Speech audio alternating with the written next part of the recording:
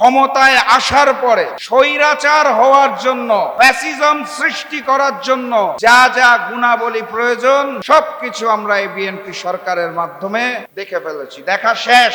তারা ক্ষমতায় আসা মাত্রই এই যে এত গণতন্ত্রের কথা বলে, জনগণের ভোটাধিকারকে হরণ করে তারা শুরুতেই প্রশাসনের বিভিন্ন জায়গায় নিজস্ব দলীয় লোকবলকে স্থাপন করা শুরু করেছে। দেখেছেন তো আপনারা নাকি? এই যে এত মবের বিরুদ্ধে কথা বলে, মব সন্ত্রাসের মাধ্যমে বিভিন্ন বিশ্ববিদ্যালয়ের ভিসিকে বের করে দেওয়া হয়েছে, এটাও বাংলার জনগণ দেখে ফেলেছে। তারা একের পর এক অধ্যাদেশ বাতিল করা শুরু করেছে। এই যেখানে হাসিন ভাই বসে আছে, আমরা আয়না ঘরের সকল ঘটনা তাদের মুখে শুনেছি, ব্যারিস্টার আরমানের মুখে আমি ব্যক্তিগতভাবে শুনেছি। আমি চোখে পানি ধরে রাখতে পারি নাই। বিএনপির অসংখ্য নেতাকর্মীকে গুম করা হয়েছিল। বিএনপির অসংখ্য নেতাকর্মীর লাশটা পর্যন্ত বাড়িতে ফেরত আসে না।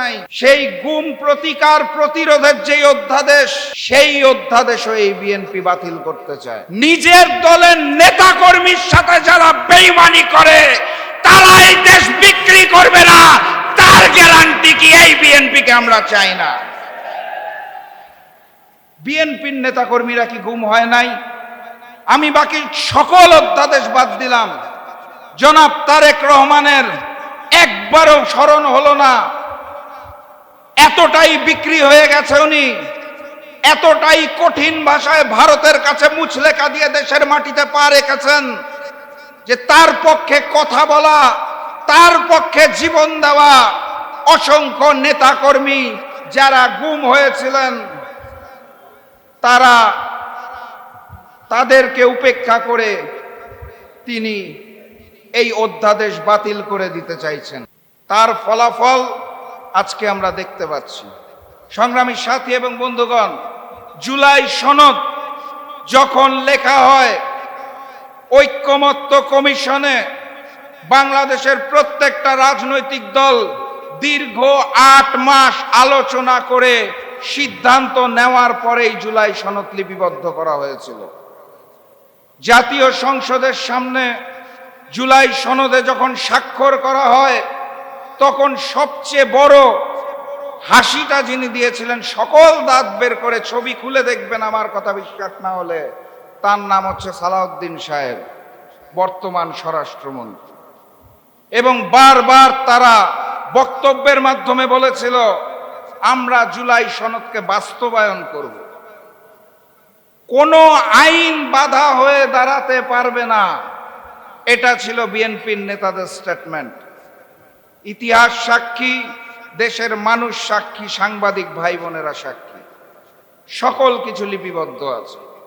পরবর্তীতে আদেশ হলো কোনো আপত্তি নাই, পরবর্তীতে অধ্যাদেশ হলো কোনো আপত্তি নাই, গণভোট জাতীয় নির্বাচনের দিন নির্ধারিত হলো কোনো আপত্তি নাই। জনাব তারেক রহমান লন্ডনের মুফতি দেশে এসে বাধ্য হয়ে একটা সমাবেশে বললেনও দয়া করে আপনারা গণভোটে হাকে জয়যুক্ত করবেন। সেই গণভোট শেষ হলো, এখন তারা গণভোট অধ্যাদেশই বাতিল করে দিতে চায়। আমি ধরে নিলাম ম্যানেজ ভোটের মাধ্যমে বিএনপি যেই 50% ভোট পেয়েছে বা 51% পেয়েছে, ধরে নিলাম কথার কথা যুক্তির স্বার্থে যে এটাই সঠিক।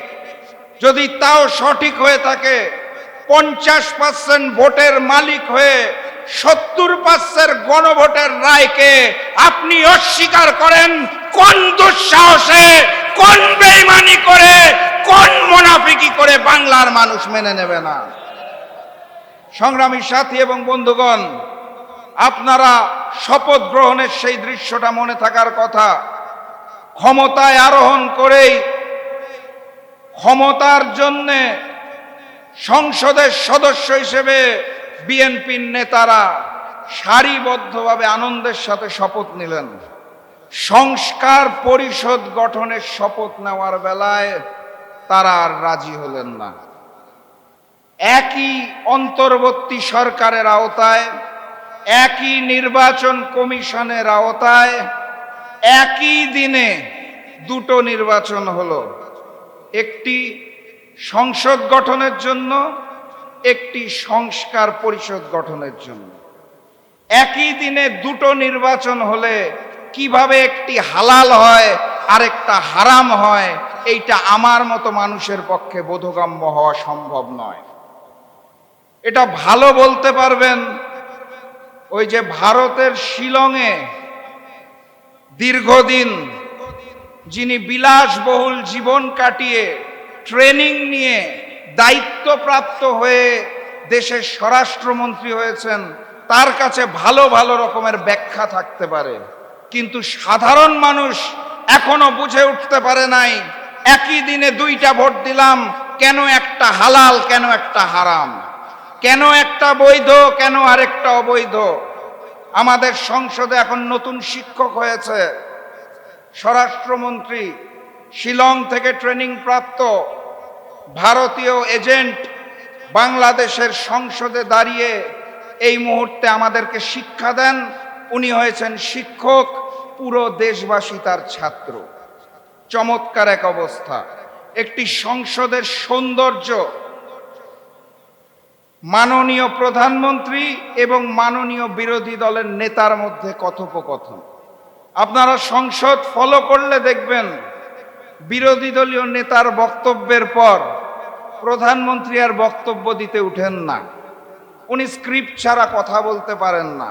ওনার সামনে দিস্তা দিস্তা কাগজ লাগবে, উনি দেখে দেখে পড়বেন, তার মধ্যে আবার দুই একটা শব্দ ভুল উচ্চারণ করবেন, চট্টগ্রামের জায়গায় বগুড়া বলবেন, এভাবে উনি অভ্যস্ত।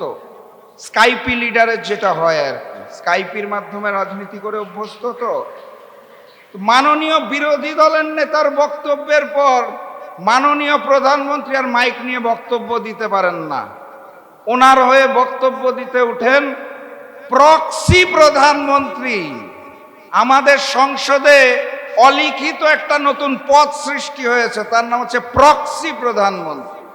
তারেক রহমান কথা বলতে পারেন না, ওনার হয়ে স্বরাষ্ট্রমন্ত্রী বক্তব্য রাখেন। এরকম একটি বাংলাদেশ এবং এরকম একটি সংসদ আমরা দেখিও নাই, চাইও নাই, আশাও করি নাই। এখন আপনারা বিএনপির নেতাদের জিজ্ঞেস করতে পারেন যে এই যে শপথ নিলেন না, জুলাই সনদ বাস্তবায়নে যে বিভিন্ন রকমের বাধা সৃষ্টি হচ্ছে, এটার পিছনের কারণ কি? ওনারা এক বাক্যে আপনাদের একটা শব্দ বলে একটা বই দেখিয়ে দিবে, জানেন তো নাকি? সংবিধান। কিছু বললেই আইন আর সংবিধান। সংবিধান শুনতে শুনতে আমি গভীরভাবে চিন্তায় পড়লাম যে এই সংবিধানের ঘটনাটা কি। মানে যারা বক্তব্য দেওয়ার সময় এত ভুল করে, কাগজ ছাড়া না দেখে কথা বলতে পারে না, তারা হঠাৎ করে এত সংবিধান কেন ভালোবেসে ফেলল? তারপর আমি গভীরভাবে চিন্তা করে খেয়াল করে দেখলাম সংবিধান শব্দটা উচ্চারণ করতে গেলে শেষে আসে ধান, সংবির পর ধান। ওনারাও যে নির্বাচনী প্রচারণায় যে স্লোগান দিত, লাগারে লাগা ধান লাগা, নিম্নমানের স্লোগান, ওই স্লোগান দিতে দিতে তাদের এখন মনে হয়েছে সংবিধান মানে বোধহয় তাদের প্রতীক ধান, এই কারণে তারা সংবিধানকে এত ভালোবাসে। কিন্তু বাস্তবতা হচ্ছে এই সংবিধান ধানের শীষের সংবিধান নয়। এই সংবিধান ৭২-এর মুজিববাদী সংবিধান। এই সংবিধান ভারতের নির্দেশনায় রচিত। শেখ মুজিবের আমলে বাংলাদেশের মানুষকে দমন করার জন্য, ভারতীয় আধিপত্যবাদের সামনে মাথা নত করার জন্য সংবিধান। এটা ধানের শীষের সংবিধান না, এটা ৭২-এর মুজিববাদী সংবিধান।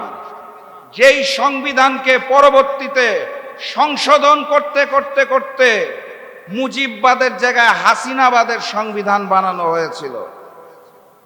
এই মুহূর্তে জনাব সালাউদ্দিন সাহেব চাইছেন এই মুজিববাদ হাসিনাবাদের সংবিধানকে পরিবর্তন করে তারেকবাদের সংবিধান তৈরি করার জন্য।